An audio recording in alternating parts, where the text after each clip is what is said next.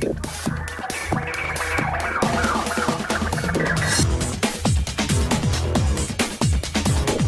সময় এখন যে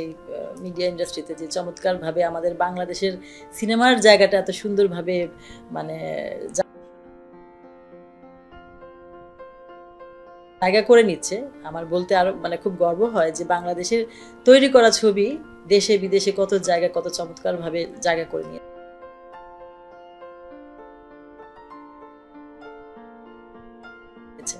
তো সেই জায়গাটা থেকে হঠাৎ আমার মনে হলো যে এখন যেভাবে মহিলারা এগিয়ে আসছেন, তারপর তরুণরা যেভাবে কাজ করছেন, করার পর বেশ কয়েকটা ছবি, আমি একটা ছবি মিস করি না, গত 1.5-2 বছর যাবত ছবি দেখছি। তো হলে যে ছবি দেখে আমার একটা আগ্রহ সৃষ্টি হয়েছে যে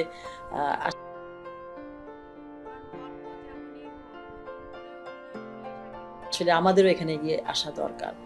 যে আসলে মিডিয়াটাকে আরো চমৎকারভাবে সামনে মানে সারা বিশ্বে তুলে ধরার জন্য আমরা কেন না।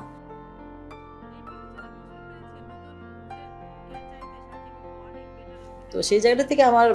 হায়াত ভাইয়ের সাথে আমাদের একটা পারিবারিক সম্পর্ক, তো উনিও আমাকে আরো আগ্রহ জুগিয়েছেন যে আসলেই মিডিয়াতে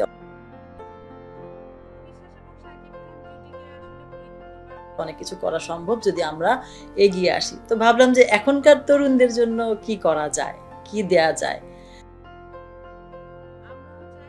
তো সেই জায়গাটা থেকে আমার আগ্রহ তৈরি হলো এবং আমি প্রায় 2 বছর যাবত স্টাডি করছিলাম যে আচ্ছা কি